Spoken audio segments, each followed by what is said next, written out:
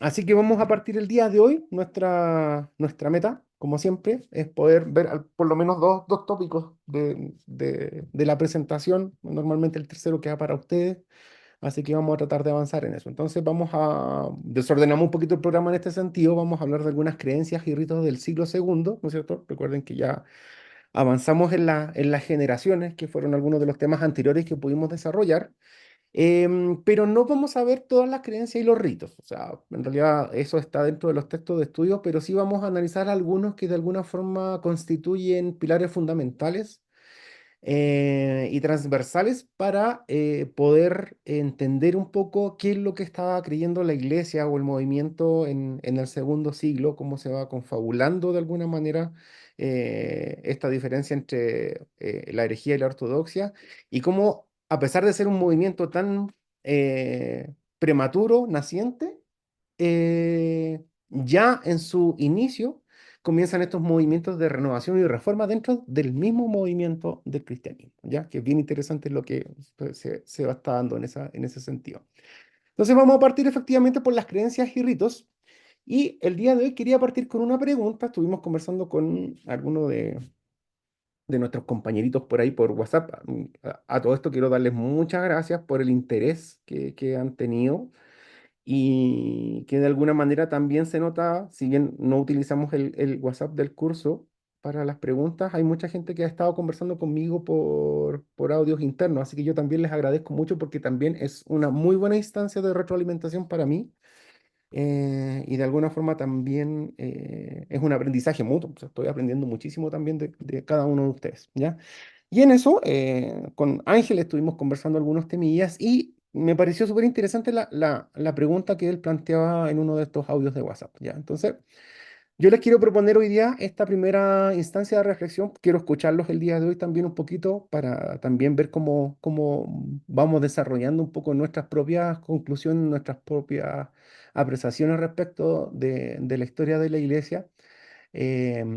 Y más allá del dato, y quiero insistir en esto, ¿ah? Más allá del dato, porque ustedes los datos tenemos mucha literatura para encontrar el dato, pero sí lo que nos interesa es que ustedes puedan entender cómo se va dando el proceso histórico del desarrollo del movimiento de la iglesia y cómo se va constituyendo. Entonces, me robé la pregunta de Ángel David, así que aprovecho de darle gracias públicamente. Y surgieron estas tres preguntitas. Entonces, de acuerdo a lo revisado, lo que hemos revisado ya en algunas clases y las lecturas a la fecha, me gustaría escucharlo respecto de estas tres ideas. ¿Son las comunidades de la primera y la segunda generación grupos cristianos o son grupos judíos o son grupos judeo-cristianos? Un poco, John creo que también en alguna clase anterior dio una respuesta a esto, pero también me gustaría poder escucharles a todos, un poco sus opiniones, ¿ya? La segunda pregunta dice, ¿a partir de qué momento entonces encontramos la iglesia cristiana como institución? ¿Ya? ¿En qué momento nosotros ya empezamos a identificar esta iglesia cristiana, este movimiento, como una institución en relación a su entorno? ¿Y cuáles, y esta es en realidad como el punto de pie inicial para la clase de hoy, cuáles son las creencias y ritos de este movimiento que nosotros manejamos de alguna manera? Así que quiero dejar el micrófono abierto por lo menos unos 10 minutos o 5 minutitos para que podamos ir participar. El ideal sería hacer este ejercicio en grupos pequeños, dividir la sala, pero como nuestras horitas no son tan extensas, me gustaría que pudiésemos hacerlo entre todos. Así que micrófono abierto para la pregunta número uno. Dice, ¿son las comunidades de la primera y segunda generación grupos cristianos, judíos, judeocristianos o eh, griegos también? Ya, ahí tenemos a Cristian. Por favor, Cristian, adelante. Cuéntenos sus perspectivas. Sí, con respecto ahí a la primera pregunta que usted hace, eh, si son las comunidades de la primera y segunda generación grupos cristianos, judeos, judeo-cristianos, yo creo que ellos nunca dejaron de ser cristianos, sino que, o sea, nunca fueron cristianos, sino que siempre fueron judíos, de alguna manera tratando de entender o de que Dios ya había enviado al Mesías. Entonces, ahí tengo algunos conflictos en eso yo, porque no logro desenredarlo bien, pero yo creo que sí, nunca fueron hasta por lo menos la segunda generación no se consideraban cristianos, sino que todavía seguían siendo judíos. Por eso creo que ellos, la otra vez creo que le hice la pregunta igual si seguían yendo a la sinagoga. Claro, justamente. Ahora, bien, no me acuerdo, no recuerdo bien, Cristian, si respondimos a esa pregunta, pero efectivamente, por lo menos en el relato, de hecho, nosotros tenemos aún a los cristianos participando de la sinagoga. Recuerden que el culto del día domingo es una institución posterior. Un buen ejemplo que para mí me tranquiliza siempre, por ejemplo, el texto de la carta de Pedro, cuando dice que toda la escritura es inspirada por Dios, ¿cierto? ¿Cierto? ¿Qué escritura estábamos hablando si todavía no teníamos, ¿no es cierto?, las cartas de Pablo, no teníamos los evangelios. Sin embargo, ellos hablaban de la escritura, ¿no es cierto? Y entendemos ahí que se habla de la Torá, ¿ya? Súper bien en ese sentido. Rodri, adelante, por favor. Sí, un poco mantener también la línea del Pastor Cristian, porque también mi perspectiva es la misma, de que ellos nunca vieron una nueva religión, yo creo que no tenían ni tampoco una idea de querer reformarla. Habían tantas líneas o tantas sectas, como le llamaban en ese entonces, que una más dentro de todo a ellos no les ha afectado, o sea, está dentro del estándar de la época perdón, del judaísmo, entonces, o de los judaísmos, como le llaman, entonces, creo que para ellos no, esta nueva un movimiento nazareno, los del camino, como hayan querido llamarle, no era ninguna novedad, pero se mantenía dentro de su judaísmo. Entonces, estas comunidades yo creo que recién comenzaron a mutar, por decirlo de alguna forma, a mediados del segundo siglo, porque si no mal recuerdo, los primeros papas, como lo llama la Iglesia Católica, eran todos judíos.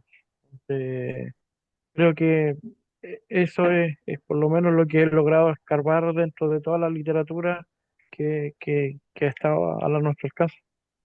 Buenísimo, gracias Rodri. Justamente Rodri da en un punto bien interesante acerca de los padres de la iglesia. Todavía no llegamos ahí, pero ya no, yo creo que en la próxima sesión vamos a tocar un poquito acerca de eso. Y justamente, pues hay una muy buena referencia a Rodrigo en ese sentido. Después venía Ángel. Ángel.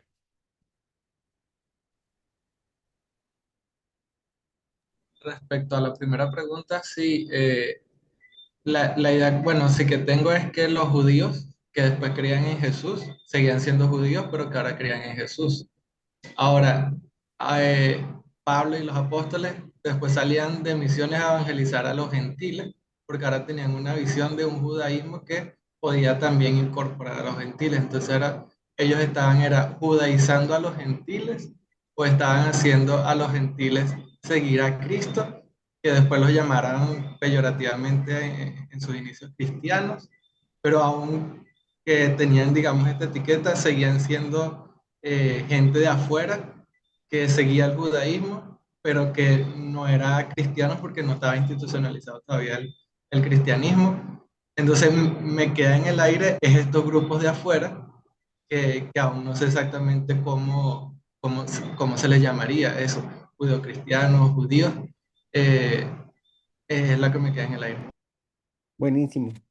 Gracias Ángel. Justamente hoy día vamos a avanzar un poco en eso, en realidad cómo la influencia externa también, como bien lo mencionabas, de alguna forma también genera una nueva concepción y una nueva interpretación. Ya no es solamente, y como bien lo decía Rodrigo también, o sea, ya no es solamente esta interpretación primaria, ¿no es cierto?, de la revelación, o como lo decía el pastor Cristian también, ¿no es cierto?, de esta interpretación del Mesías, ¿no es cierto? Y como bien lo decían, lo han dicho todos ustedes, que me pone muy feliz dentro de este espectro, ¿no es cierto?, de interpretaciones judías, de la cantidad de Mesías que teníamos, esta se presenta como una nueva, pero tiene algunos elementos que son distintivos y que de alguna forma empiezan a generar eh, este movimiento tan potente como lo fue el cristianismo, ¿ya? Yerti la había visto también. Hola a todos y todas. Playa.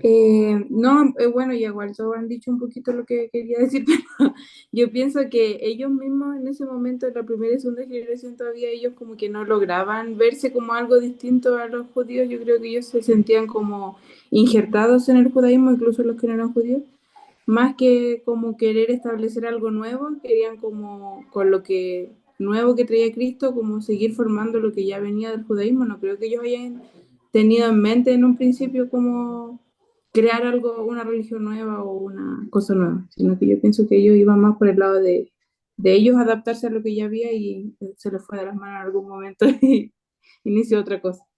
Sí, muy buena frase, se le fue de las manos. Claro. Ahora, Yerti hace un ejercicio bien interesante, ¿ah? Que nos cuesta a nosotros. La Yerti se puso en el lugar de ellos, tratar de pensar como ellos. Y ese es un ejercicio como a través del método histórico que ustedes están revisando, ¿no es cierto?, con el profesor Pedro, también es interesante. También vamos a conversar hoy día un poquito de eso, de cómo de alguna forma esta dicotomía ciencia, historia, que de repente, o teología, o metafísica, o filosofía, no son tan convencionales entre sí, pero de alguna manera también van de la mano, o sea, siempre van a ir de la mano y siempre tenemos la posibilidad de hacer ese ejercicio. Em, Después teníamos a Manuel, voy en orden. Oye, están muy participativos el día de hoy, muchas gracias. Manuel, por favor. Sí, profesor, lo echábamos de menos porque no lo veíamos la clase anterior. Gracias, gracias. A ello respecto quería tocar un poquito como del tema de la institucionalización. Yo la verdad es que no sé si de repente decirle que pienso de una forma como más o menos práctica, pero soy de las personas que piensan que hay procesos que si bien lo vemos desde nuestro punto de vista como de la sociedad actual, que puede parecer como negativo de repente, para mí son procesos que de repente en el avance de la iglesia fueron necesarios, como el caso de constituirse como institución. Y al menos desde bueno, la última clase que más o menos tocamos algunos temas desde el punto de vista de la sociología, yo me quedo con una definición de que decía de que era un patrón de comportamientos de que se iban repitiendo en el tiempo y de que tenían como, por ejemplo, el objetivo de que los individuos como que tenían un objetivo común y por ende como que se regulaban. Y en ese sentido, como que yo al menos pienso que desde el momento en el cual, por ejemplo, alguien como que él plantó un horario o plantó como algunas normas básicas como respecto de la instancia de reunión, ya comenzaron como por así decirlo, constituirse como una institución. Ahora, no sé, pues si hablamos desde el punto de vista de la formalidad, quizás no era como lo más formal, pero ya desde ese momento como que él hacía necesario como de repente instaurar un orden para que así también el movimiento comience a avanzar. Entonces también a partir de eso a partir de eso mismo como de institucionalizar, nace también como el tema de las creencias y ritos de que se iban a mantener desde el judaísmo y de lo que se iba a adoptar desde la cultura actual de que se iban a recibir. Pero también comparto la opinión de todos de que finalmente era un proceso como de transición un poco y de que en realidad como que todo esto iba a irse normando en la medida de que fuese tomando forma como todo el movimiento. Buenísimo, Manuel. Justamente, y me leyó el pensamiento. Cuando te escuchaba hablar, justamente es uno de los elementos que de alguna forma responden a la tercera pregunta. ¿Cuáles son las creencias y ritos de este movimiento y por qué se generan las creencias y los ritos? ¿Por qué era necesario, si ellos siendo judíos, teniendo ya este cúmulo, ¿no es cierto?, de historial religioso, ¿no es cierto?, cultural, respecto de la figura de Dios, ellos comienzan, ¿no es cierto?, a reconstruir también esto, que tiene que ver con esta tercera etapa que vamos a ver el día de hoy, que es con estos movimientos reformadores o transformadores dentro de la organización, ¿ya? Para que no se me pase nadie, creo que estaba Carlos con la mano levantada. Hola, Carlos. Buenas Sí, tardes. Te escuchamos. gracias. ¿Escucha ahí? Súper bien. Ok.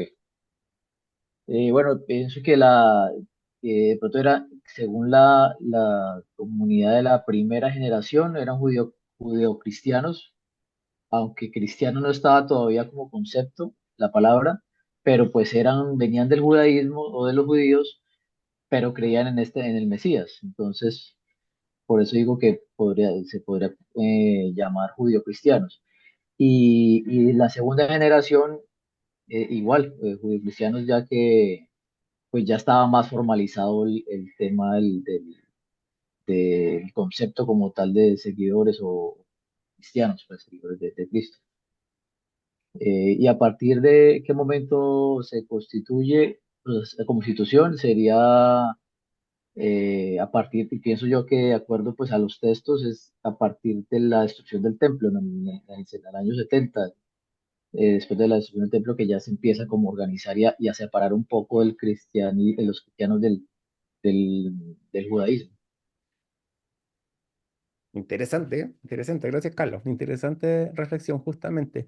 Ahora, dentro de lo que menciona Carlos, también hay, recuerden que hay hartos elementos que tenemos que ir analizando que tienen que ver con el contexto sociocultural y estas primeras denominaciones de los cristianos como cristianos no fueron propias, ¿no es cierto? Fueron adquiridas, así, ¿cierto? Así que eso es súper importante que también lo tengamos en cuenta, como bien lo mencionaba Manuel en esta primigenia manera de entender esta institución o entender este movimiento, que por lo que ya hemos concluido, quizá en la mayoría de los alumnos,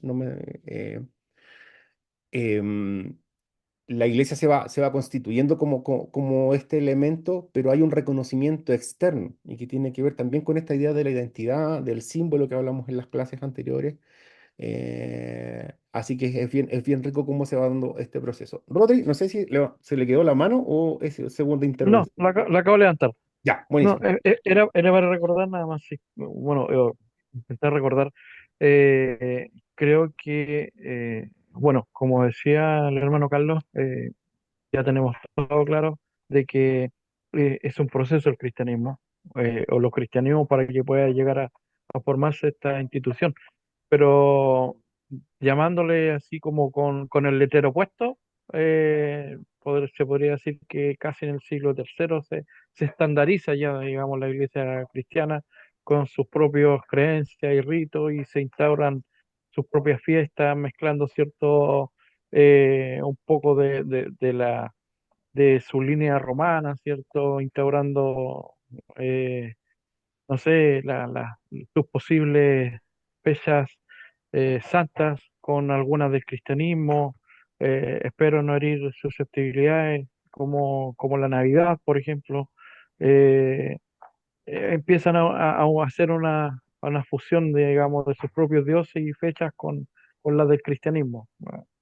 Por ahí creo que toca un poco la segunda y tercera pregunta. Eso, profesor.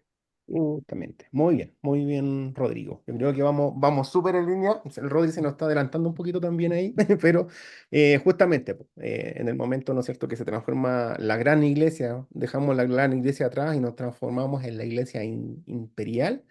Ya efectivamente ya hay un reconocimiento social frente a esta secta, ¿no es cierto? Que en el buen sentido, insisto en esto, no tengamos miedo en nuestros contextos académicos a hablar de esta forma. Es secta en el término de sectar, ¿no es cierto? De cortar, a apartar y que se crea algo nuevo. Partir en eso. Así que vamos a avanzar un poquito entonces, ya con este panorama que ustedes mismos nos han construido. Y lo que conversábamos al principio, Cristian se quedó su manito, o creo que No, quería solamente, no sé si le voy a poner un poco de de picante al picante. asunto. Sí, Sí, lo que pasa es que estaba pensando, mientras el hermano Rodrigo hablaba ahí, con respecto a la Iglesia Universal, ¿ya? Entonces, la Iglesia Universal también tiene raíces como el cristianismo primitivo o de la segunda generación, me refiero a la Iglesia Católica. claro. Apostólica y romana. ¿Sí? ¿Podemos dividir eso o también eh, son parte, lo voy a hablar bíblicamente, injertados en el olivo? Excelente pregunta, Cristian. Ah, hoy día va a salir pelea. Yo creo que el primer fenómeno que ocurre cuando nosotros hacemos este estudio de la... Perdón, profesor, desde Sí, lo académico nomás. sí, sí, sí, justamente. Para allá vamos. Sí, no me voy a meter en el otro zapato porque me queda grande, así que Voy a responder por mí y esta clase, y para que me sigan invitando y no me odien. Justamente tiene que ver con, yo creo que el primer paradigma que rompemos cuando nosotros nos acercamos a la historia de la iglesia es el paradigma de la exclusividad. Sobre todo para los que venimos de una confesión o desde una tradición evangélica, una tradición cristiana, normalmente vamos a tener esta identidad muy fuerte. Pero en la medida, y quizá probablemente lo hayan visto con el profesor Soto, con el profesor Pedro también, en la medida que nosotros nos vamos acercando al conocimiento, ocurre este fenómeno que de alguna forma uno comienza a dialogar, eh, rozando quizá algunos términos y aspectos que dentro de la cristiandad evangélica, como la mayoría de los que estamos acá el día de hoy, siendo parte de la clase, no estamos acostumbrados. Entonces, el primer paradigma es justamente, de alguna forma, y que también es parte de este proceso, para mí me resulta muy interesante. Es parte de este proceso en el momento en que nosotros nos enfrentamos a la historia de la iglesia, como de alguna manera todo se va construyendo, todo se va interconectando, todo se va desarrollando para que la iglesia, y entendiendo también esto, quizás desde una perspectiva teológica, académica también en algún sentido, eh, pueda cumplir con su propósito dentro de la humanidad.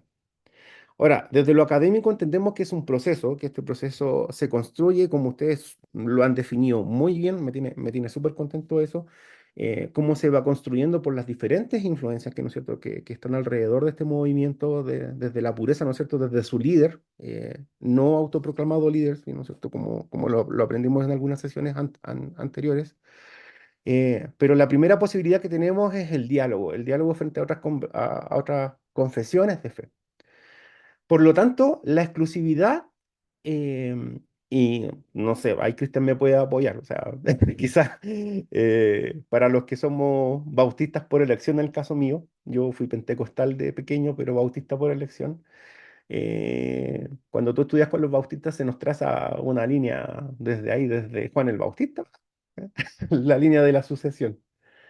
Entonces, en ese sentido, es bien interesante ese fenómeno, porque cuando tú empiezas un poco a descubrir esto, te das cuenta que en realidad em, la construcción de la iglesia es un proceso tan rico, de tanta riqueza, quiero expresar, de tanta riqueza y de alguna forma de tanta diversidad, que de alguna manera escapa a las presunciones, ¿no es cierto?, o a las predisposiciones que nosotros tenemos como como confesantes de la fe. Por lo tanto, el acercarse desde la academia, creo que también nos otorga cierto sentido de libertad. Y respondiendo un poco ya en ese sentido a la pregunta de Cristian, es difícil, y en esto me hago responsable, es difícil poder hacer una separación s- sin ser partidista respecto de la Iglesia Universal, ¿ya? Y entendiendo en este concepto la Iglesia Universal no como la Iglesia Católica Romana, sino como la Iglesia, el movimiento de la Iglesia.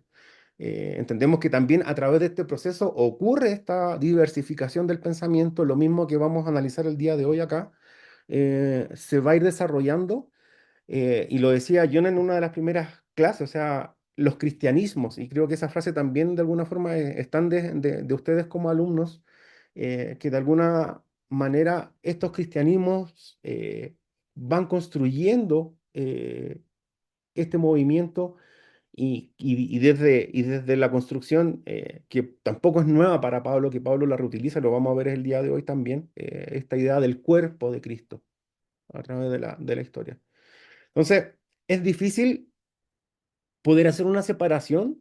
Yo creo que en el momento que la hacemos, normalmente estamos tomando partido por alguna tradición o por alguna línea específica de la que nosotros venimos, pero recordemos que este proceso se va dando. Evidentemente, en el mismo proceso, en el desarrollo del proceso, van a haber muchas discrepancias y en el texto, por ejemplo, de Piñero, que probablemente ustedes ya lo leyeron también cuando habla de los cristianismos derrotados, se van a ir dando cuenta de cómo cada líder, cada persona comienza a desarrollar una propuesta de esta interpretación. Ahora, en términos prácticos y ministeriales, no es muy diferente de lo que experimentamos hoy día como sociedad y como cristiandad o como el mundo occidental, porque si ustedes hacen este análisis y lo llevan a la práctica, lo conversábamos con algunos de los alumnos en forma interna, eh, comenzamos a construir este Dios eh, desde lo antropocéntrico en realidad, en el sentido de que empezamos a construir estos dioses o empezamos a construir este Dios desde la perspectiva de mi historia de vida. Y ya no es simplemente la lectura, ya no es simplemente que estoy interpretando desde ese punto de vista, sino que comienzo a construir esta divinidad en función de lo que yo considero correcto. Y ahí es cuando nosotros entramos en el peligro, justamente ahí entramos en el peligro. Así que creo que es un muy buen ejercicio, como lo plantea Cristian, pararnos, como dice la Biblia, y consultar por las sendas antiguas. Pararse, mirar los caminos y Lo que pasa es que estoy leyendo, profesor, dentro de todo lo de todo lo que que tenemos que vivir. tratando de hacer el trabajo que nos mandó a hacer. Eh, Destructor de los dioses, el cristianismo en el mundo antiguo, eso estoy leyendo. Entonces me encuentro acá con una pregunta que dice el libro que qué pensaba Pablo sobre Jesús antes de que él se convirtiera o antes de que él tuviera el encuentro con Jesús. Entonces el autor dice que Pablo estaba de acuerdo, dice, con la muerte de Jesús porque lo consideraba un falso maestro. He estado pensando toda la tarde en eso. Es intenso, es intenso. Eh, por eso me gusta el ejercicio que hacía la hermana Yerti, porque tratar de alguna manera, o sea, igual va a ser un anacronismo en realidad cuando nosotros lo planteamos desde esa perspectiva de tratar de ponernos en ese sentido con todo el peso cultural que nosotros tenemos en nuestra sociedad, ¿no es cierto? Tratar de entender un poquito cómo se desarrollaba esto, pero justamente, o sea, cómo y vienen muchas preguntas, o sea, probablemente ustedes también, con esto que nos plantea Cristian, vienen muchas preguntas sobre nuestras mentes en realidad, o sea, cómo una persona que tenía una posición tan clara respecto a un evento específico, cambia su relato, cambia su concepción, cambia su interpretación y se transforma lo voy a decir, en el fundador del cristianismo, en ese sentido, si lo pudiésemos definir de alguna manera. Entendiendo que el mensaje del relato es el Evangelio, o sea, lo entendemos, pero desde la perspectiva de las ciencias, quizás alguien que persiguió, que fue opositor, eh, ¿no es cierto?, tomando la idea del arrepentimiento, ¿no es cierto?, de la metanoia, eh, da vuelta a su rumbo y se transforma en esta suerte de caudillo del Evangelio de Cristo. Entonces es bien interesante ese fenómeno justamente, es digno de analizar, ¿ya? Así que gracias Cristian por esa intervención, en realidad nos sirve muchísimo para el ejercicio reflexivo, que es lo que estamos buscando en esta clase. Entonces, probablemente ya mientras hablábamos leyeron esta diapositiva, entonces un paso fundamental en nuestro proceso de comprensión de la ciencia y de la historia. Eh, Se reconoce plenamente que la ciencia no se limita a avanzar gradual inevitablemente mediante la acertada aplicación de los métodos científicos, ¿no es cierto? Que es lo que aprendimos de chiquitito en el colegio, la observación, la experimentación, inducción, etcétera, y todas las partes que incorporan, ¿no es cierto?, el método científico, eh, tratando de buscar esta verdad, ¿no es cierto? Sin embargo, cuando nosotros nos acercamos desde la historia, eh, también podemos demostrar que la ciencia se ha construido y sigue construyéndose sobre los cimientos de las palabras y las ideas y las teorías. O sea, eh, no podemos, y esto quería también llevarlos a la reflexión del día de hoy, no podemos desmerecer de alguna forma los relatos que han sido construidos eh, de alguna forma en búsqueda de la verdad. Eh, tratando de enmarcarla dentro de los hechos empíricos, ¿no es cierto? Eh, Sino que todo es parte de la construcción de esta realidad y la construcción de alguna forma de la historia, y en este caso lo que nosotros estamos, o lo que nos es atingente a nosotros, la historia de la iglesia. Entonces, eh, hoy día la investigación científica, ¿no es cierto?, concluye desde las diversas fuentes, o sea, desde las ciencias tradicionales, en este caso incluyendo la teología, la metafísica, la experiencia política, incluso lo social, que es lo que estamos de alguna forma desarrollando en este curso. Entonces, me gustó mucho esta frase de Brom, que aparece en un texto de Brom, Bunyan y Porter. Dice: por lo que respecta a gran parte de la historia de la ciencia, resulta anacrónico el esfuerzo de establecer fronteras rígidas entre ¿no es cierto?, entre aquello, por un lado, y la filosofía y la teología. Por otro lado, ¿no es cierto?, hacer esta dicotomía entre el científico por una parte y el filósofo y el pensador por otra, porque al final del día todo se complementa, todo se va a ir construyendo. Y eso es lo que un poco, de alguna manera, estamos tratando de descubrir en este sentido, ¿ya? Ahora, vamos a tomar algunos elementos de los que ustedes ya mencionaron en sus intervenciones que justamente no, les comienzan a dar sentido a esto. De alguna forma, cómo van surgiendo, y lo decía Manuel también en su intervención, cómo estos nuevos acuerdos, que ya los vimos, ¿no es cierto?, respecto del proceso de institucionalización de la iglesia, cómo estos nuevos acuerdos van generando acciones, se transforman en hechos, los que se transforman más tarde en ritos, y que de alguna forma toman este valor simbólico para poder generar la identidad dentro del movimiento de la iglesia. Y eso es súper interesante cómo se va dando. Entonces, uno de los elementos que por lo menos para mí como que me toca acompañarlos en esta clase, que es relevante, es justamente esta idea del pater familias, que ya lo vimos, ¿no es cierto?, como en las primeras sesiones, ¿no es cierto?, cuando hablábamos del contexto sociocultural, ¿no es cierto?, donde surge el cristianismo, y en una sociedad donde la figura del pater familias lo es todo. O sea, para hacer familia tienes que tener un pater. Si no existe el pater, no existe familia en el mundo en el que se desarrolla, ¿no es cierto?, la cristiandad, en el proceso, ¿no es cierto?, que aparece el Señor Jesús en la tierra. Eh, es imposible concebir una sociedad sin esta figura del pater, ¿no es cierto? Exceptuando, ¿no es cierto?, en algunas culturas más tribales que tenían todavía esta figura un poco más femenina, ¿no es cierto?, pero que siempre estaba asociada como a la deidad. Eh, Pero es bien interesante lo que empieza a ocurrir acá, porque Pablo, de alguna forma, a través de ideas muy simples y de mecanismos muy concretos, él logra, y esto nos va a ir dando un poquito las respuestas a las preguntas que teníamos en el principio, él logra que el nuevo creyente, la persona que de alguna manera adhiere al mensaje de Cristo, al mensaje del Evangelio en sí, ¿no es cierto? Este nuevo mensaje que está ocurriendo y que es disruptivo para su entorno social, ¿no es cierto? A través de elementos muy, muy, muy cotidianos, Pablo comienza a resignificar y a dar una nueva interpretación y empieza a dar un nuevo contexto. Entiéndanme también en ese sentido, lo que estamos diciendo no es que Pablo quizás esté siendo consciente de lo que él está haciendo, sino que él simplemente en su afán de esta nueva revelación, ¿no es cierto? Y como bien lo decían ustedes o lo decía alguno de los alumnos, em, él tampoco estaba intentando plantear una nueva religión, ¿ya? Por lo tanto, eh, este lenguaje afectivo, ¿no es cierto?, en el contexto social en el que nosotros hemos estado analizando la historia de la iglesia, ya vamos, ¿no es cierto?, en el siglo segundo, esta terminología familiar de alguna forma genera identidad porque ya lo habíamos conversado anteriormente.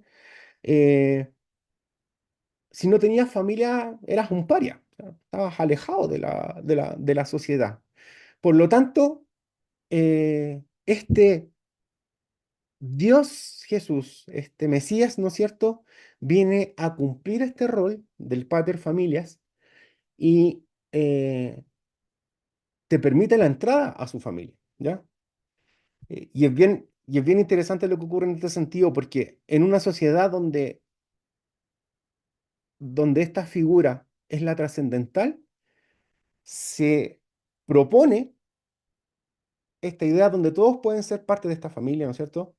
Eh, y donde de alguna manera todos pueden acceder a ser parte de esta nueva comunidad, de este nuevo movimiento y donde son identificados. ¿Ya? Em, sigamos ahora. Sí, sí, sí. Perdón.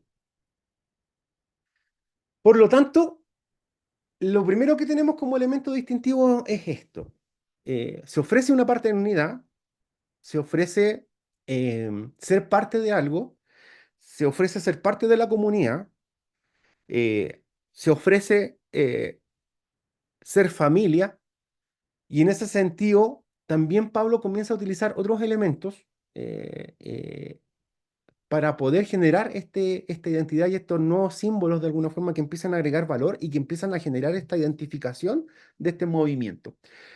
Cuando nosotros leemos el texto de Hechos, podemos ver varios elementos que de alguna forma recogen la identidad de esta iglesia. Recuerden que también lo revisamos, que hay muchos de esos elementos que no son exclusivos de la iglesia, o sea, del movimiento de la iglesia como tal, pero sin embargo, al ser tomados y ser traslapados, ¿no es cierto?, en este otro sitio, eh, tienen un significado distinto y un significado nuevo y que de alguna manera comienza a generar un cambio social. Entonces, la interpretación del dolor, de la opresión, la dificultad, también Pablo le da una nueva significancia. Y esta interpretación de lo malo que podía suceder, ¿no es cierto? Y que incluso lo vemos en los relatos de los evangelios, ¿no es cierto? Que en algún momento algunos maestros se acercan a Jesús y algunas personas y le dicen, oye, si él está en esta condición es porque alguien, ¿no es cierto?, cometió pecado, alguien hizo algo malo, por lo tanto, esta situación, esta enfermedad, esta condición es simplemente el resultado de su pecado. Y el mensaje del Evangelio, ¿no es cierto? Eh, y la reinterpretación, volviendo a ese punto de que Pablo está haciendo, le da una nueva lectura al dolor. Ahora, insistimos en esto, tampoco es nada nuevo, ¿no es cierto? Los estoicos los habían desarrollado, ¿no es cierto? Esta idea de la purificación a través del dolor. Entonces, como bien menciona el texto acá, dice, estas hostilidades le dieron a Pablo la oportunidad de desplegar una estrategia de rentabilización de la opresión y la dificultad. Por lo tanto, la opresión y la dificultad ya no es simplemente el castigo divino, como es transversal en todas las culturas, ¿no es cierto?, contemporáneas al cristianismo. Recuerden que la mitología griega, la mitología romana, ¿no es cierto?, el ser humano existía para el placer de los dioses, para la diversión de los dioses y para los propósitos de los dioses. Y el cristianismo y esta idea de Jesús, y lo vamos a ver un poquito más adelante también, de alguna forma, este nuevo Dios coloca al ser humano en un sitial, en un punto donde ninguna otra interpretación, ninguna otra deidad lo había puesto. Y resignifica a la creación en este caso. Em, y bien lo dice acá también la presión social que experimentaron las comunidades paulinas, nada más nacer se explica, ¿no es cierto?, por su particular conciencia de pertenencia a un grupo excluyente y elitista, formado paradójicamente por muchos considerados marginales. ¿Quiénes sufrían en este contexto, ¿no es cierto?, en el contexto de Roma, en el contexto de Jerusalén? Todas las personas que eran marginales. Ellas eran los que estaban destinados a sufrir.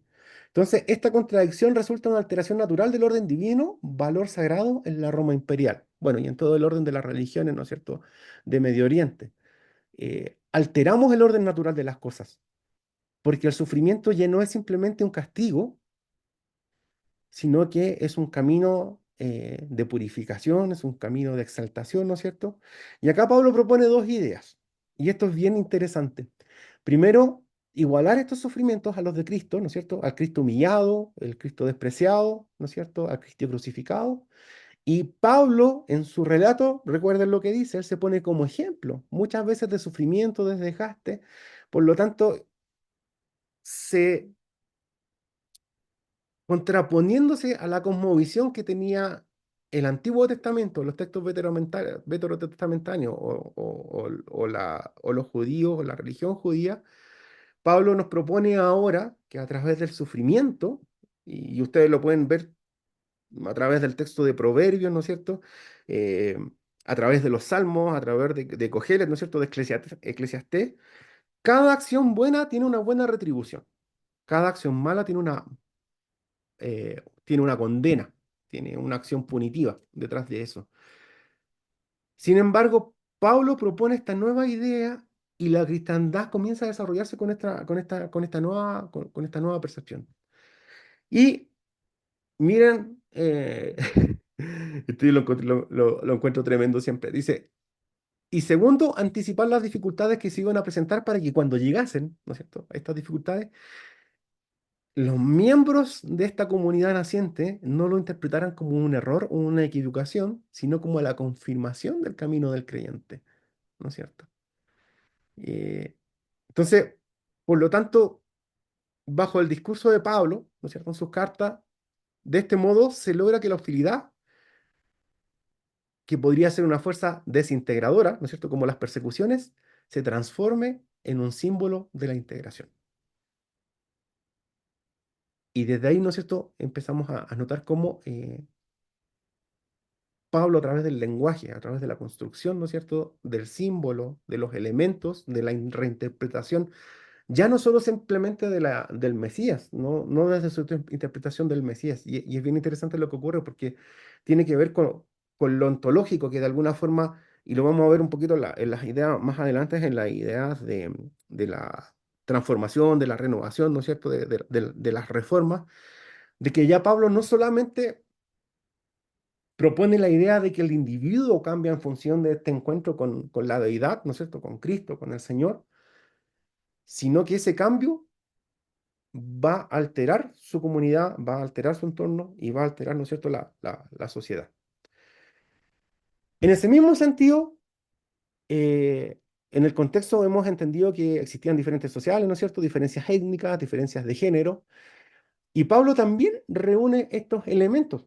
Y es bien significante cómo ocurre esto a través y quise tomar esto, que es un elemento importante para la fe, pero cómo este elemento del bautismo también es resignificado.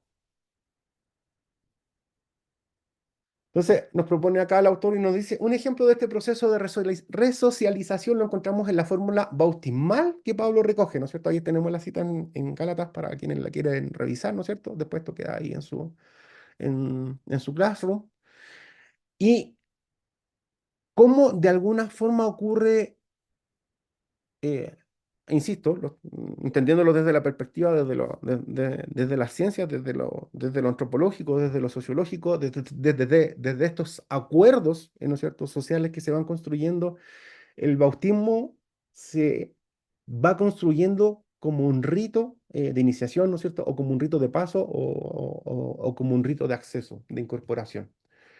Entonces, acá lo que propone dice, la comunidad se presenta como la familia de sustitución, lo que vimos del pater familias, ¿no es cierto?, anteriormente. Tenemos esta idea de la familia, de donde yo puedo ser parte, sea esclavo, ¿no es cierto?, sea judío, sea pagano, ¿no es cierto?, sea varón, sea niño, sea mujer, independiente de mi estrato social, ¿no es cierto?, esclavo o libre o de la función que yo tenga, puedo ser parte de esta familia. Entonces, lo plantea acá el autor y dice, se adquiere a través del bautismo la nueva filiación como don de este Padre, ¿no es cierto? De Padre Dios, y juega la imagen del revestimiento de alguna forma, y que, como bien lo dice la palabra, eres vestido nuevamente y con esta nueva vestidura puedes ser identificado dentro de la comunidad de la fe. Entonces, cuando la persona era bautizada, se podía reconocer como un hijo o una hija, al igual que todos los demás otros hijos, lo decían bien ustedes en las primeras intervenciones, o sea, ya este libre acceso, ¿no es cierto? Este Pablo que va a comunidades paganas a enseñar, ¿no es cierto? Que va a lugares no tradicionales, ¿no es cierto? Producto de la persecución, producto del acoso que recibía en los espacios judíos, él comienza a desarrollar eh, esta estrategia de ir donde podía ser escuchado. ¿Ya? Por lo tanto, Rodrigo, Profesor, mire, me salta un poco la duda. No sé si, bueno, a través de toda la literatura que ya hemos ido viendo, puedo ver una visión de Pablo en el sentido de que no sé si habrá afectado totalmente su forma de ver, de pensar, esta apocalíptica que él tenía muy marcada, en el cual tenía que ser como, así como todo muy rápido en pro de esa misión que el Señor le había entregado de ir a los gentiles, y que veo como que marca toda su teología, de hacer como todo muy rápido, como que marcar todo para tratar de llevar la mayor cantidad a esta creencia, ¿cierto? Nueva. Eh, no sé si en mi visión o aparentemente de que está todo un poco empapado de esto, de que Pablo efectivamente esté haciendo nuevas, como lo llama Piñero, este nuevo marketing por traer a la gente a Cristo, pero así como muy en la rápida, todo a la rápida. Recordemos que en todas partes nos dice que el Señor ya viene, mientras yo estoy vivo, nos dice también en una de sus cartas. Entonces, así como todo muy marcado, como corriendo. No sé si estoy equivocado en mi perspectiva. Estoy yo, por lo menos, no sé si alguien difiere de nosotros, pero yo estoy bastante de acuerdo con eso. O sea, ¿quién invierte tanto tiempo, dinero, recursos en viajes misioneros en tan poco tiempo como Pablo? Ahora, recuerden, y es bien interesante lo que mencionan, la visión apocalíptica de Pablo. Recuerden que Pablo se considera el instrumento para llevar a cabo el plan mediante el cual los gentiles, y Pablo se apropia de estas palabras, de todas estas profecías veterotestamentarias, mediante todos los gentiles van a invocar el nombre del Señor. Y es bien interesante lo que va ocurriendo en ese sentido. Ahora, Rodri, no sé si te me adelantaste, o- pero justamente la apocalíptica, en este sentido, para nosotros la apocalíptica tiene que ver con hechos futuros, ¿ya? Insisto, nuevamente a través de nuestras historias de fe, a través de nuestra formación, de nuestra tradición evangélica, probablemente cada uno de los que estemos sentados frente a la pantalla el día de hoy tengamos posturas similares o distintas respecto de, no sé, pues, de la lectura de Apocalipsis. Voy a meter en otro tema que no debería, pero cuando ustedes hacen la relectura del libro de Apocalipsis, se van a dar cuenta que quizá todos los simbolismos que estaban incluidos dentro del relato de Juan no tienen que ver con un futuro lejano, desde la perspectiva académica, sino con lo que está ocurriendo en el ahora. Y es bien interesante porque muchas de las lecturas que nosotros hacemos, y lo plantea muy bien Rodrigo, toda nuestra lectura apocalíptica, incluso del relato del Señor Jesús, cuando el Señor habla del reino de los cielos, cuando el Señor habla del reino de Dios, eh, siempre vemos esta figura un poco de lo que viene. Y en realidad, de hecho, Jesús lo plantea, no me recuerdo el texto en este rato, pero él dice, no pregunten porque el reino de los cielos está aquí, ahora, ahora está aquí. Entonces, es más allá de una cuestión etérea, la apocalíptica es más allá de una cuestión, por eso es tan interesante el tema de las ciencias bíblicas, porque escapa un poquito de nuestro paradigma de entenderlo como lo que va a ocurrir, ¿no es cierto?, al final de los tiempos, sino que, y de hecho Pablo está viendo que todo aquello que el Señor Jesús enseñó, que dijo, ¿no es cierto?, y es súper interesante ese fenómeno también que lo decía Carlos, o sea, la destrucción del templo para ellos es el fin de los tiempos. Entonces, y hagamos el ejercicio de Yerti de nuevo, tratemos de ponernos en los zapatos de. Hemos creído, ¿no es cierto? Se nos ha enseñado durante toda la vida que nuestro Dios, ¿no es cierto?, es el Dios de Israel y viene un imperio que es capaz de botar lo más sagrado que nosotros tenemos, ¿no es cierto? Eh, por lo tanto, todas aquellas profecías, ¿no es cierto?, que se tienen que dar cumplimiento en ese momento porque es lo que ellos están viendo, o sea, es como ellos están interpretando. Y ahí hay un ejercicio súper interesante porque si ustedes lo piensan, cada generación durante el desarrollo de la historia de la humanidad, ha tenido esta experiencia de que su generación es la última. De hecho, nosotros pensamos que nuestra generación es la última y estamos anhelando la parucía del Señor, ¿no es cierto?, el retorno del Señor. Eh, pero no hemos equivocado tantas veces, ya hemos puesto fechas y un montón de situaciones, ¿no es cierto? Y la gran ramera y un montón de cosas. Pero justamente cuando tú haces este análisis te das cuenta de que el, el relato que se está escribiendo, y muy buena la intervención de Rodrigo, o sea, para Pablo eso está ocurriendo ahora y tiene que ser solucionado ahora. Y yo soy el instrumento por lo cual esto tiene que ocurrir. Entonces, em, es una, es una urgencia lo que él está viviendo. Ángel, adelante. Pregunta es respecto al bautismo, que acá se tocó el tema, espero no se desvíe, pero con el caso del bautismo en particular tengo como un embrollo, un lío en la cabeza, ¿Mm? porque tengo estas dos nociones, una es la bautista, la del credo bautismo, ¿no? De que él se bautiza es porque, bueno, una confesión de fe, y entonces por eso no se bautizan bebés, porque, bueno, necesita tener conciencia de quién está confesando para poder ser bautizado. Pero la otra está, la que es la del paido bautista, que son los reformados. Entonces ellos desde, bueno, el bautismo es como lo que viene siendo la circuncisión, pero ahora en el Nuevo Testamento y te bautizamos no para que seas salvo, sino para integrarte a la familia creyente, que ya después ellos tienen todo su lío con la salvación, que es bastante otro mundo. Pero entonces esto que veo acá de Pablo, de Gálatas, se me asemeja más a la postura que tienen los reformados de un bautismo como integrarlos a la familia. Viene de aquí, es esta la idea que Pablo quería llevar respecto al bautismo, es más o menos eso. Sí, probablemente, probablemente. Ahora, el punto, y es bueno, miren, y el ejercicio que está haciendo, que están haciendo ahora, que estaba haciendo Ángel, en realidad es súper bueno que nosotros lo hagamos porque en realidad tú empiezas a encontrar explicaciones, y de hecho lo vamos a ver en alguna de las diapositivas después, interconexiones y interrelaciones que se van dando en función de cómo se van interpretando los hechos. Ahora, desde lo antropológico, desde lo sociológico, Pablo está, si analizamos el hecho, Pablo está generando un rito. No nos metamos en temas teológicos, por ejemplo. Tratemos de, yo sé que es difícil, pero nos cuesta. Pero en términos prácticos, el rito de iniciación es el bautismo.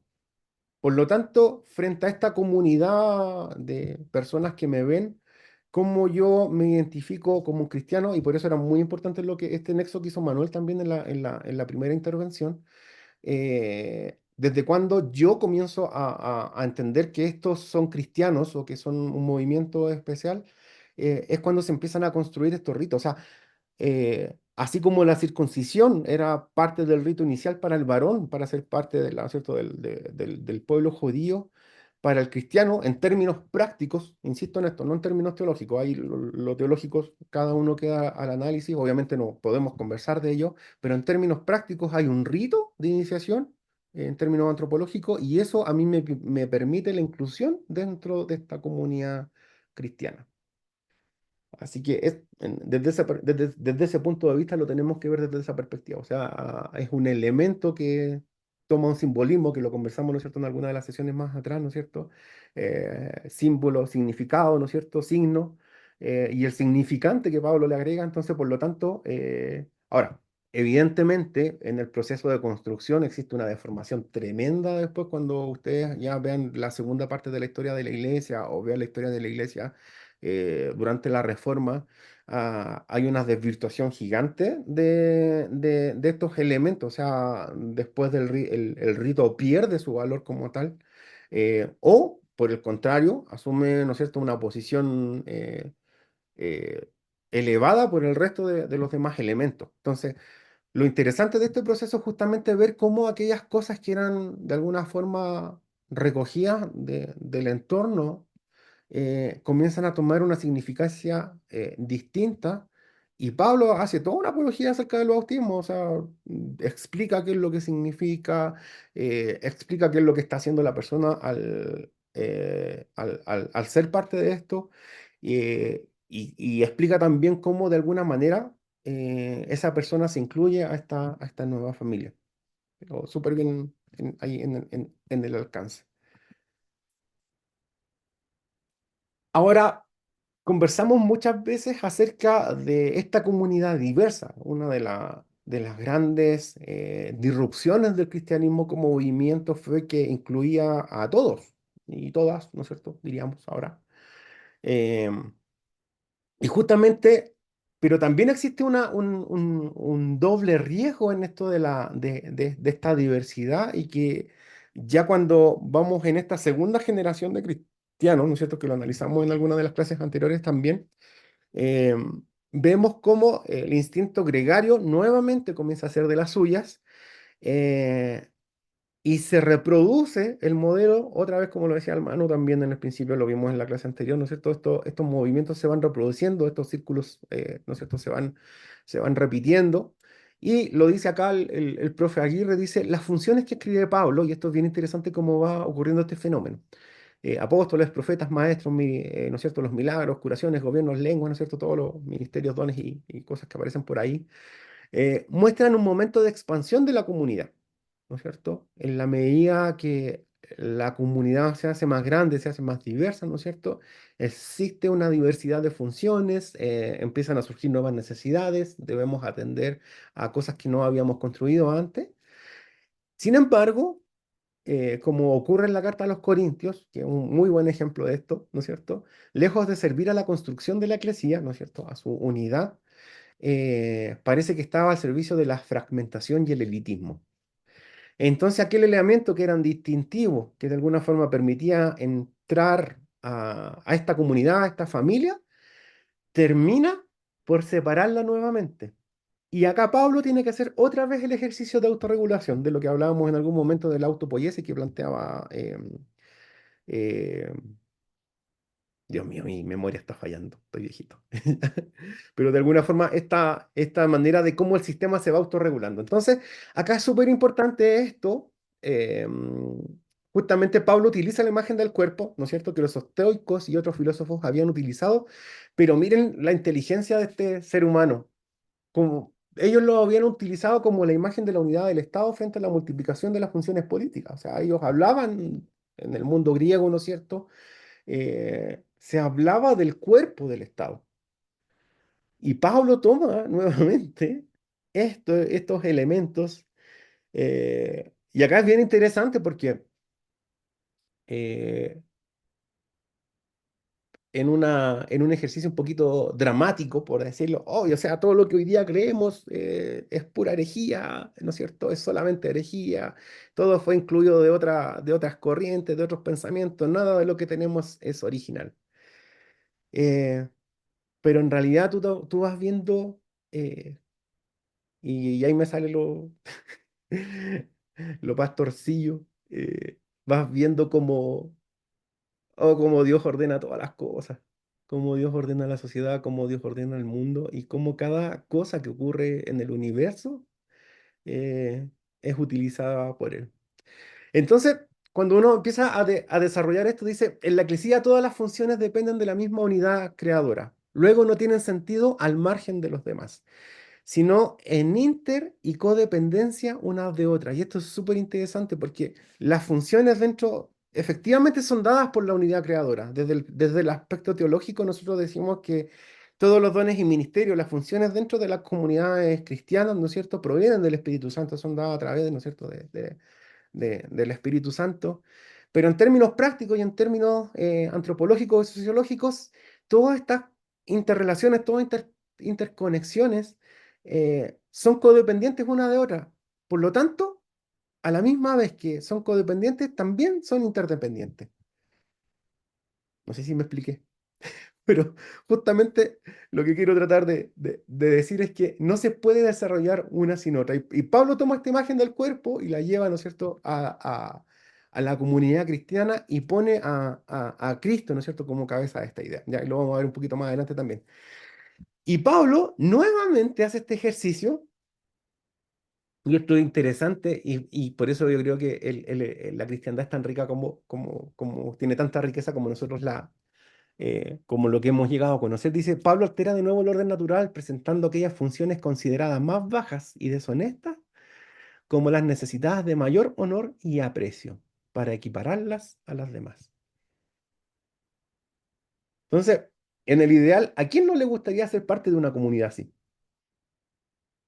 Donde independiente de lo que hagas, eres valorado, donde independiente de cómo tú te muevas, ¿no es cierto? O de la función que tienes, eres significado, ¿cierto?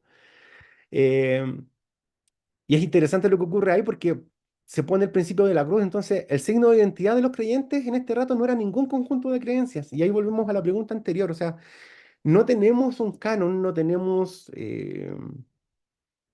un documento establecido, esto es lo que vamos a creer, ¿no es cierto? No tenemos una declaración de fe, más tarde surge, ¿no es cierto? Probablemente ya lo leyeron en sus textos, la Didaqué, que de alguna forma nos ordena como movimiento cristiano y pone algunos límites, nos da algunos consejos que tenemos que hacer, que no tenemos que hacer. Pablo también lo hace a través de sus cartas, pero en este preciso punto, segunda generación, ¿no es cierto? Pasando a la tercera y al segundo siglo, eh, la identidad de los creyentes no está dada en el conjunto de creencias, sino en el hecho, y Pablo logra implantar este pensamiento en la mente de los creyentes, en el hecho de reflejar al Dios de la cruz. Por lo tanto, para mí como ciudadano, como esclavo, como soldado, probablemente me sea mucho más cercano identificarme con este Dios siervo, con este Dios que se entrega, con un Dios que sufre, ¿no es cierto? El siervo, la imagen del siervo sufriente, que con lo que nos proponía el Imperio Romano, que era este Dios imperador.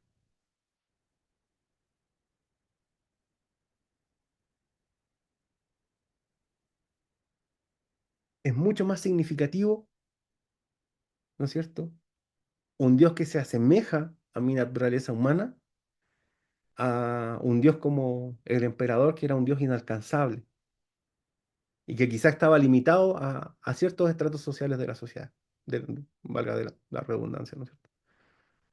Por lo tanto, este mensaje empieza a generar y sigue generando, ¿no es cierto?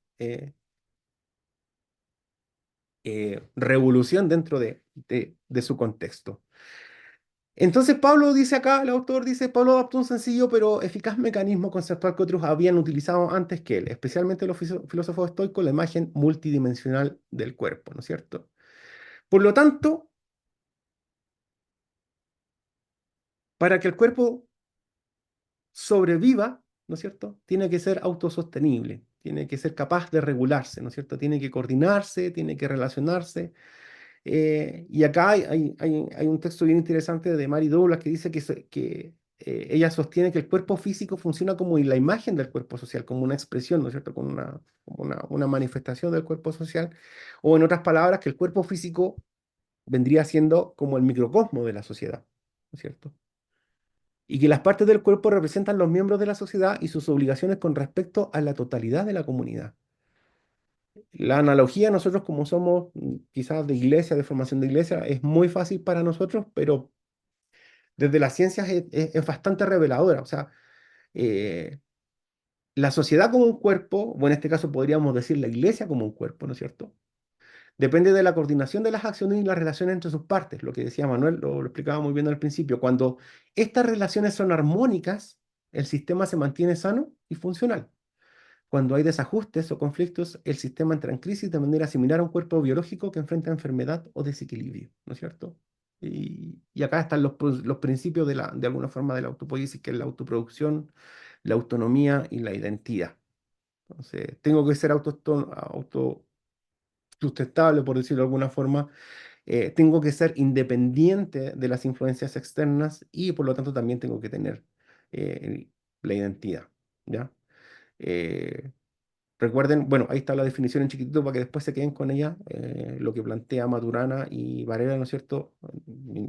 Por ahí por el 70, y que tiene que ver con esta capacidad, ¿no es cierto? La autopoiesis tiene que ver con esta capacidad de los sistemas vivos de autoproducirse y, y mantenerse a través de sus propias dinámicas. Y como diría la Biblia, no hay nada nuevo bajo el sol porque esto ya estaba escrito hace rato. Así que, ahora, acá se explica, ¿no?, de alguna forma de cómo se da esta conjunción, principio teológico, antropológico y cultural, ¿no es cierto? Tenemos el cuerpo físico, que es el creyente, ¿no es cierto? La comunidad de creyentes, individualmente. Tenemos este cuerpo social, que es la comunidad, y tenemos este cuerpo teológico, ¿no es cierto?, que Pablo lo plantea como la cabeza en este caso, ¿no es cierto? Eh, cómo se va construyendo. Entonces, cuando nosotros vemos este análisis y de acuerdo a lo que hemos conversado, se hace necesario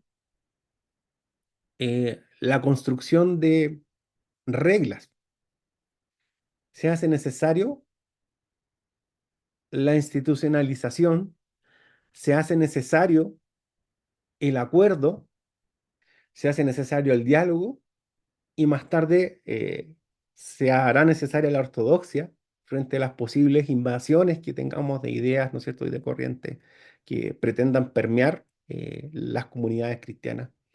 Entonces, bajo esa lógica, eh, es bien interesante este fenómeno, porque dentro de esta idea de mantener la pureza, Pablo empieza a desarrollar estos planteamientos, empieza a desarrollar estas ideas un poco más restrictivas en el desarrollo de sus cartas. Comienzan a haber acuerdos, hay discusiones con el resto de los apóstoles, ¿no es cierto? Y comienzan de alguna forma definirse algunos parámetros para poder definir qué es lo que va a ser la cristiandad, cómo vamos a vivir, qué vamos a hacer. Entonces, en este mismo contexto surgen algunas preguntas. ¿Qué contamina la eclesía? Es decir, participar en los banquetes públicos, comer la carne sacrificada a los ídolos, contamina el cuerpo físico y puede contaminar el cuerpo social, o sea, la comunidad. ¿Cuáles son las relaciones sexuales adecuadas? Es decir, ¿cuáles contaminan el cuerpo físico del creyente y así el social o la comunidad o el cuerpo teológico? Por lo tanto, la iglesia comienza a tomar un carácter comunitario y ya no es solamente el individuo el responsable frente al cuerpo teológico que es Cristo, sino que el individuo, al ser parte de la comunidad, ya no es simplemente responsable de sí mismo, sino que es parte del cuerpo completo. Por lo tanto, eso a la vez genera eh, identidad. Comienza a generar identidad, porque ya no soy solamente yo que soy incorporado a la familia, ¿no es cierto? A este nuevo pater familias, sino que ahora también dentro de esos derechos que yo tengo, como parte de la comunidad, también se me empiezan a incorporar responsabilidades. Y ocurre un proceso bien interesante también acá. Y que de alguna forma si ustedes empiezan a hacer estos análisis y lo llevan a su contexto ministerial, a su contexto de iglesia, a su contexto de comunidades de fe, se van a dar cuenta cómo este proceso se sigue reproduciendo. Entonces, existe una primera etapa en este principio teológico antropológico cultural que es el condicionamiento. Porque, como veíamos anteriormente, esta comunidad necesita autorregularse. Y por eso estos modelos también son tan complejos de sobrellevar, porque muchas veces en nuestras comunidades o en las comunidades cristianas es más fácil tener un líder sobresaliente que nos determine qué podemos hacer y qué no podemos hacer, al cual le consultamos, ¿no es cierto? O una líder en otras comunidades también. Eh, y problema resuelto, porque en realidad él me dijo lo que yo tenía que hacer. Pero en esta etapa de la iglesia es una cuestión tan comunitaria, tan colectiva, que son ellos mismos quienes tienen que comenzar a regular esto. Entonces, lo plantea la antropóloga, lo dice así, dice, el cuerpo social condiciona el modo como percibimos el cuerpo físico, y en ese sentido inverso, la experiencia del cuerpo físico modifica siempre por las categorías sociales a través de los cuales los conocemos, mantiene a su vez una determinada visión de la sociedad. Por lo tanto, este proceso, eh, donde ya comienzan a identificarse a sí mismos, también necesitan autorregularse. Aparece la idea del juicio, ¿ya? El juicio en el contexto correcto, ¿ya? Recuerden que el juicio viene, en el original viene de esta idea de juzgar, ¿no es cierto? De mecer ¿cómo se llama este elemento? Se me olvida. El arnero, ¿no es cierto? Y igual soy medio viejito y mi mamá preparaba, hoy no sé cómo se dirá en los otros países, pero acá en Chile tenemos una cosa que le llamamos el mote, que en realidad es maíz tostado y que se despelleja, ¿no es cierto? Y se pasa por ahí se purifica. Entonces comienzan a aparecer estas ideas dentro de juzgar en realidad, de analizar dentro de las comunidades.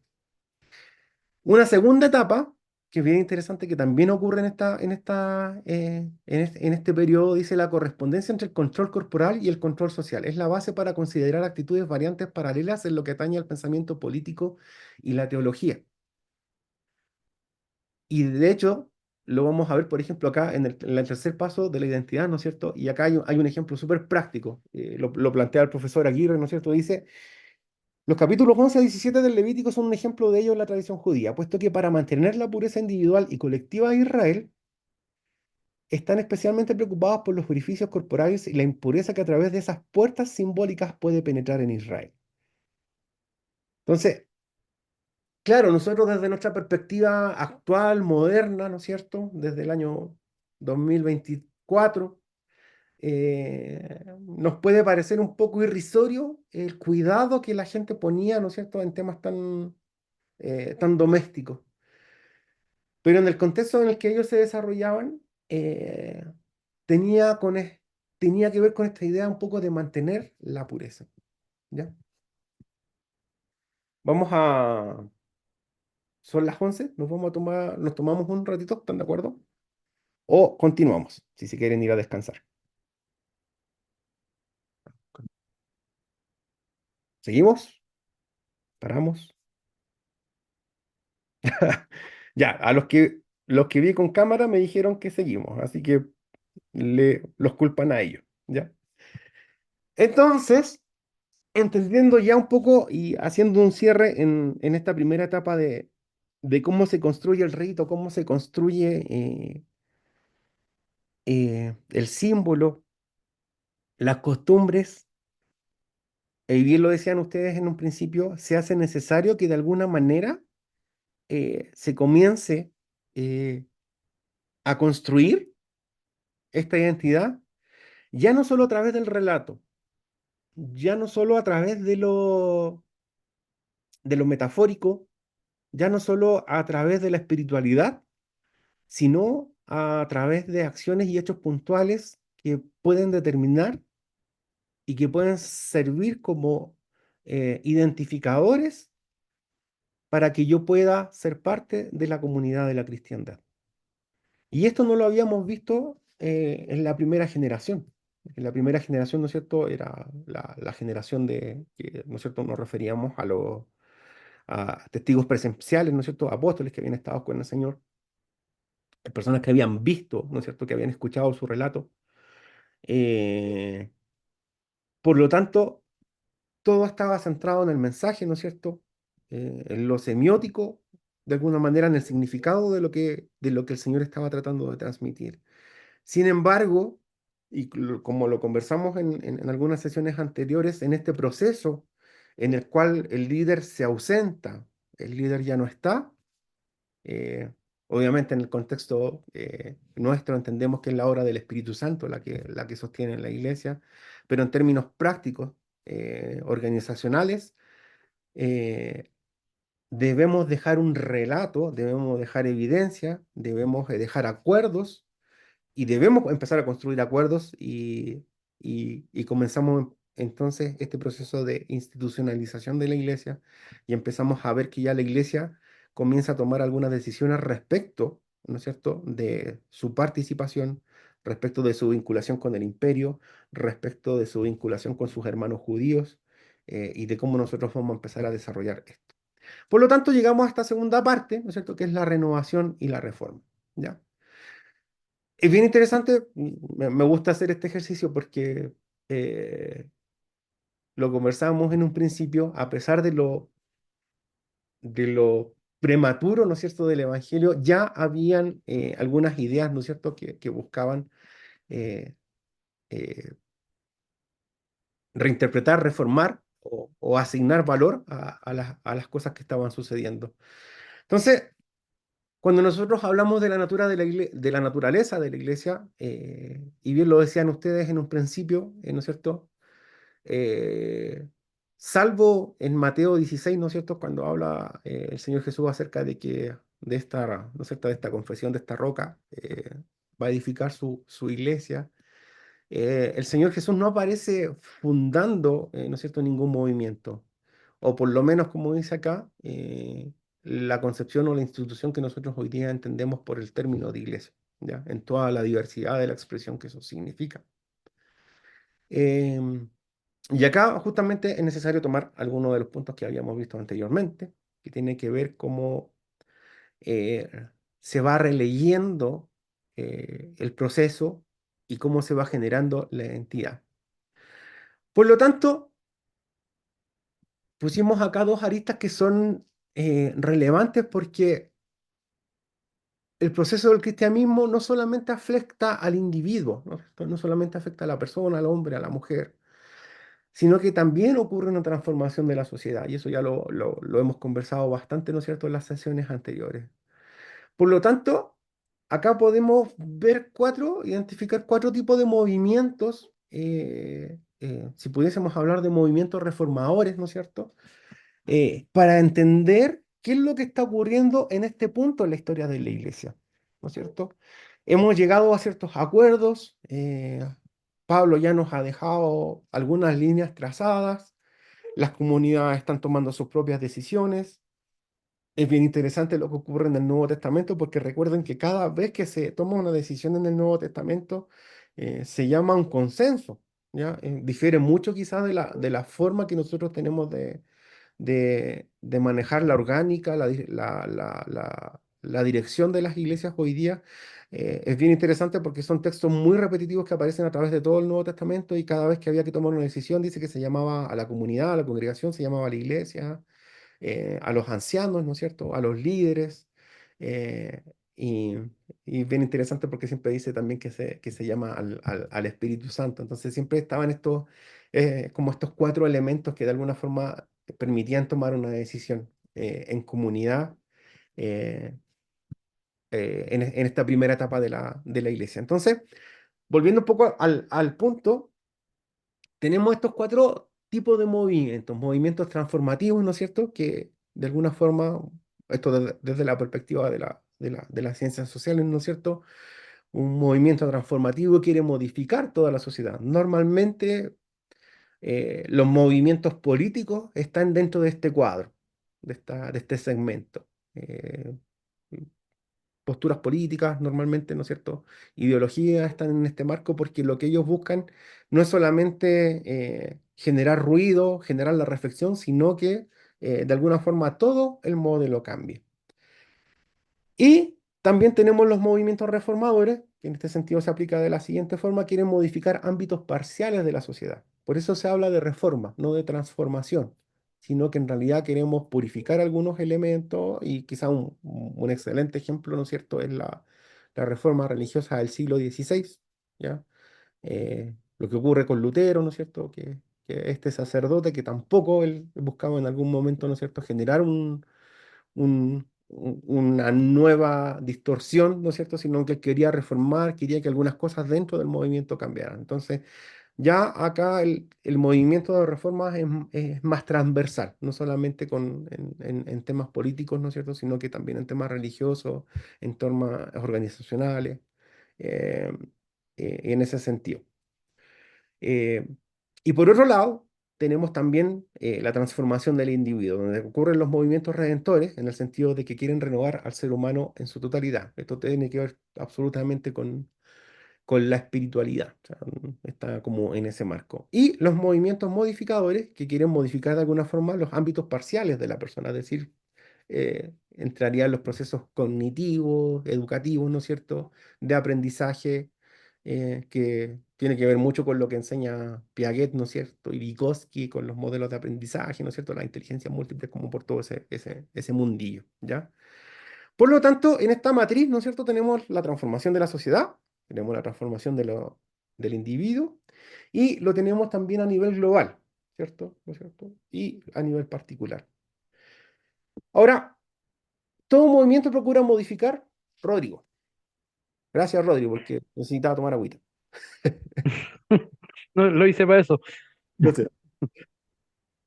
No, la verdad que se me hace imposible no ver un poco este paralelismo entre eh, Pablo y Lutero. Va a decir usted en qué sentido. Eh, en que a lo mejor viéndolo fuera del ámbito teológico, sino a lo mejor aplicando su perspectiva un poco sociológica, en la que ambos querían hacer ciertas modificaciones, en este caso de Pablo, ¿cierto? Para poder acuñar mayor cantidad de seguidores del cristianismo. Pero en este caso de Lutero, en el que quería también generar ciertos cambios dentro de la iglesia, cambiar ciertas cosas que no le parecían, y que termina siendo una gran reforma por el lado de Pablo, quizás generando este puntapié al cristianismo, y por el lado de Lutero generando también este gran puntapié a lo que sería hoy día el evangelicalismo.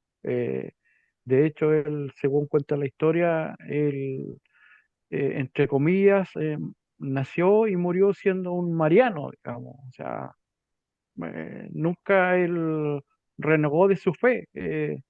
Y una parte de la historia dice que él, bueno, las tesis nunca las clavó en la puerta, sino que la hizo llegar nada más.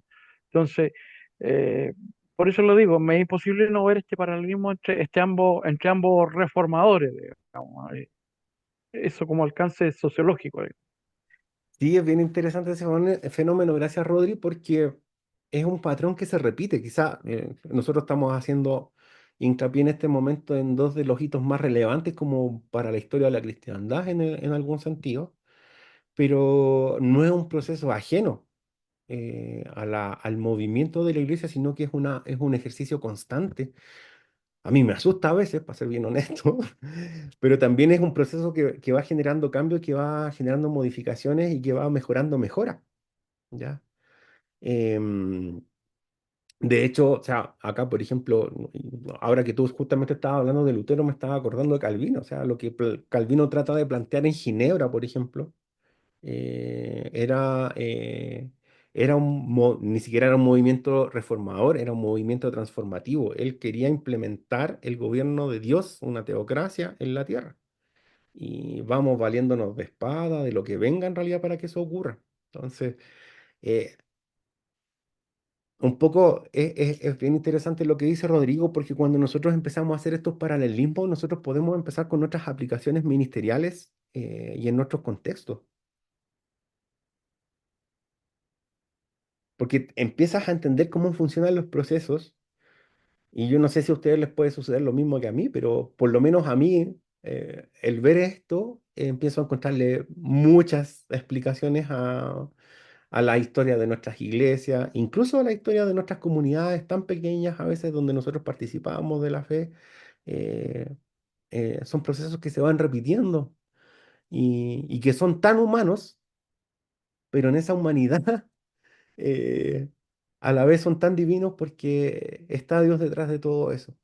Entonces, como bien decía Rodrigo, es imposible extraerse de que todo esto que nosotros estamos viendo en este proceso de la historia son procesos cíclicos y que se van a seguir dando. Y acá, claro, pusimos como reflexión, algunas personas buscan un cambio, ¿no es cierto?, a nivel sociocomunitario, algunas personas apuntan a la renovación del individuo, ¿no es cierto?, aspiran a una renovación absoluta. Otros se quedan satisfechos con pequeños cambios particulares, a lo mejor en sí mismos, ni siquiera en el alrededor, sino que ellos mismos provocan. Por lo tanto, en esta etapa de la iglesia nos vamos a ver marcados por la radicalidad de las pretensiones de esos cambios. Eso va a ser lo que va a hacer la diferencia en esta etapa de la iglesia. Ahora, ¿cuál era la radicalidad, por ejemplo? Y haciéndole el ejercicio que nos proponía Rodrigo, ¿cuál era la radicalidad de las pretensiones de Pablo? ¿Cuál era el objetivo de Pablo? Háganse esa pregunta. ¿Qué es lo que buscaba Pablo? ¿Buscaba una gloria propia? Eh, ser el instrumento de Dios, ¿no es cierto? Ser aquel que iba a cumplir el propósito de Dios, de lo que habían hablado los textos veterotestamentarios. Quería dar a conocer, ¿no es cierto?, el mensaje del Evangelio, quería transformar la sociedad, entendió que el mundo podía ser un mundo distinto, no sé, hay tantas cosas que nosotros podemos ir preguntándonos, ir haciendo ese ejercicio, de alguna forma, cuál era la radicalidad de las pretensiones, ¿no es cierto? Y nosotros, ahora llevándolo a la reflexión, ¿cuál es la radicalidad de nuestras propias pretensiones frente a la fe? Pablo, perdón, profesor. Pablo creo que a lo mejor en la mínima escala pretendía ser el Noé de su época. Ah, eh, Creo que pudiese ser alguna de las posibles explicaciones porque por la rapidez, por la premura que estaba intentando aplicar a todo su sistema teológico en el que la mayor cantidad de gente posible llegara a- al arca antes de que llegara el diluvio, creo que podía ser una buena tesis, digamos, verlo así. Es un buen ejercicio reflexivo, justamente. Y ahí es donde nosotros tenemos que ir justamente avanzando, entendiendo, eh, comprendiendo que de alguna forma este proceso tan complejo, yo no sé si alguna vez se habían enfrentado a esto, o sea, normalmente uno se queda con esta idea de, no sé, Antioquía, ¿no es cierto? Van para allá, predican, por primera vez se les llama cristianos y empieza una expansión así, ¿no es cierto? Como bien lo dice Piñero desde el punto de vista del marketing de la fe. Em, eh, pero es un proceso tan, de tanta riqueza, de tanta preparación, y de tanta transformación lo que va ocurriendo. Y en ese sentido, nosotros, yo creo que con esto ya vamos a terminar por la horita, son las 11:16 para que puedan descansar. En el texto, ¿no es cierto?, de los cristianismos derrotados, nosotros nos empezamos a encontrar con estos movimientos que justamente buscan eso, buscan, eh, de alguna forma, eh, masificar la interpretación que ellos tenían de estos fenómenos que estaban ocurriendo. O sea, nacen dentro de la comunidad cristiana y se vuelve a repetir el mismo patrón. O sea, desde el judaísmo, ¿no es cierto?, nace esta nueva interpretación del Mesías y en esta nueva interpretación del Mesías dentro de la cristiandad naciente, también o vuelve a ocurrir esta renovación, ¿no es cierto?, esta reforma o personas que trataban de alguna forma de entender. Entonces, em, acá tenemos en una primera etapa, ¿no es cierto? Siglo segundo, tercero, ya vamos en esta etapa de la historia de la iglesia primera, ¿no es cierto? Eh, Estos primeros cristianismos que se les llama, ¿no es cierto? Los plantea el autor como los cristianismos descontentos con el Antiguo Testamento o su interpretación, y que de alguna forma son como los movimientos más radicales que teníamos en ese momento. Y ahí vamos a darle un poquito de respuesta a lo que nos planteaba Ángel, ¿no es cierto? En un principio. Eh, ¿Cómo los definimos? Como estos grupos, haciendo un resumen un poco de lo que aparece en el texto, grupos que rechazaron o reinterpretaron el Antiguo Testamento afirmando que su Dios era diferente al Dios revelado por Jesús, ¿ya? Ahora, haciendo el mismo ejercicio que hizo Rodrigo,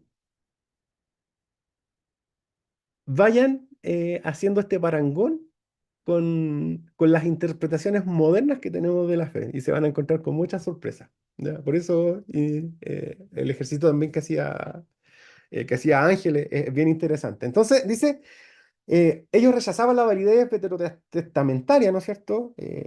La Torá, ¿no es cierto? Y su interpretación literal, ¿ya? Ellos estaban lejos de eso. Por lo tanto, estas corrientes, miren lo que nos propone el autor, dice, buscaban distanciarse, bueno, no lo dice así en realidad, es una paráfrasis, ¿ya? Para no cometer sacrilegio, ¿ya?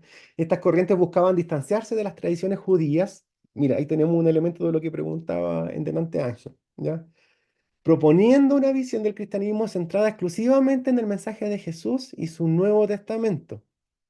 Ya aparece, ¿no es cierto? Estamos hablando del siglo II, siglo segundo, siglo tercero, por lo tanto ya tenemos algunos textos. No tenemos el canon, ¿no es cierto? Todavía no pasa ni el concilio de Nicea, pero ya ellos están proponiendo una interpretación del relato de Jesús, del Evangelio, ¿no es cierto? Y los escritos que hay acerca de él a través del Evangelio. Uno de los movimientos destacados de esta etapa son, ¿no es cierto?, son los marcionistas, quienes sostenían que el Dios del Antiguo Testamento era distinto del Dios de amor revelado por Cristo. No sé si les parece conocido eso. Em, entonces, acá uno de los autores dice, Marción desechó todo vínculo con el judaísmo, promoviendo una ruptura total de la ley y el evangelio. Y ahí podemos ver varios ejemplos modernos y varias ideas que permanecen y permean, sobre todo después de 2000 años, de 1800 años, ¿no es cierto? Siguen permeando nuestra interpretación de, de de la Biblia el día de hoy. En un segundo lugar también tenemos un cristianismo regido por el espíritu, no por la jerarquía, ¿no es cierto? Y esto eran los montanistas. Hasta yo a veces me siento identificado por acá. Ya me salen los montanistas. Dice, es un movimiento apocalíptico, otra vez citando un poco lo que nos mencionaba Rodrigo en la clase de hoy, ¿no es cierto? Que enfatizaba la inspiración directa del Espíritu Santo sobre la autoridad eclesiástica. Recuerden lo que estábamos conversando hace algunas diapositivas atrás de la idea del cuerpo, o sea, tenemos 200 años, 300 años de historia de la iglesia y ya tenemos problemas con la autoridad eclesiástica, ¿ya? Entonces, ellos eran totalmente ajenos a eso y dicen promovían una vida ascética, expectativas apocalípticas, ¿no es cierto? Esto se va a acabar, tenemos que purificarnos, busquemos, ¿no es cierto?, los lugares, apartémonos, vámonos a las cuevas, ¿no es cierto? Y es interesante esto, esto fue nuevo para mí, yo no lo había leído, siempre había visto el aspecto teológico y un mayor protagonismo de las mujeres. Eso yo no lo tenía como antecedente de los montanistas. Em, es interesante porque a partir del siglo segundo, siglo tercero, ellos son como un poco desechados de las comunidades cristianas por todo este planteamiento que ellos tenían, por lo tanto ellos se fueron a la región de África. Ahora, Atrévete lo que plantea ahí, dice, el montanismo fue un llamado a regresar al fervor profético del cristianismo primitivo, de la primera generación. Es bien interesante porque normalmente nosotros lo vemos eh, desde la perspectiva de la secta, de lo malo, pero sin embargo también hay elementos que nosotros podemos ir retomando desde estas interpretaciones. Y por último, una de las tres corrientes principales, ¿por qué pusimos estas tres? Porque en realidad hay una serie de corrientes, compañeros y compañeras estudiantes, eh, pero la mayoría encaja dentro de estas tres tipologías en realidad, ¿ya? Por lo tanto, vamos a tener unos más orientados hacia cierta arista, unos hacia el otro lado, pero en realidad como las tres ideas principales son estos tres movimientos, ¿ya? Insisto, estamos hablando del siglo segundo, siglo tercero, ¿ya? Porque después van a seguir surgiendo movimientos, ¿no es cierto?, que de alguna forma, y de hecho el concilio niceno nace en relación a poner un poco de orden en todo esto, ¿ya? Y esto eran extraños, dicen, movimientos que promovían la abstinencia sexual, el celibato y en algunos casos el rechazo al consumo de carne y vino. Medios veganos, no sé, medios extraños. ¿Ya? Y ellos, por ejemplo, sus textos claves, y es bien interesante aquí lo que ocurre. Evangelio de los egipcios, texto apócrifo que ensalza el celibato, ¿no es cierto? Y los hechos apócrifos de los apóstoles, que probablemente muchos de ustedes ya lo hayan leído, relatos donde la continencia es exaltado como una virtud cristiana. Nuevamente nos encontramos con este fenómeno de que se empiezan a definir cuál es el comportamiento o cuál no es el comportamiento de un cristiano. Entonces, acá dentro de sus líderes está Casiano y Tasiano, ¿no es cierto? Defensores de una vida cristiana ascética. Y ahí volvemos un poco a este parangón que hacíamos al principio, o sea, en qué punto nosotros podemos diferenciar la Iglesia Universal, ¿no es cierto? Y todas sus expresiones. La Iglesia Universal, no la católica romana, sino la Iglesia. Entonces tenemos dentro de este mismo grupo que habían personas que promovían, ¿no es cierto?, esta idea de la vida ascética de una forma como apartarse del mundo y tener una intimidad más profunda, una contemplación más profunda de Dios. Y Brown propone acá y dice, el encratismo buscaba la pureza absoluta como signo de adhesión al mensaje de Cristo. O sea, si tú querías seguir a Cristo, tenías que estar a la altura. Como de hecho tomaban este texto de cuando Jesús dice que si ninguno deja padre o madre, ¿no es cierto?, no es digno del Señor. Ellos tenían como ese texto o ese relato del Evangelio como parte de su declaración. O sea, tú tenías que dejar absolutamente todo para poder estar a la altura y ser digno del Señor. Una buena reflexión Es interesante también.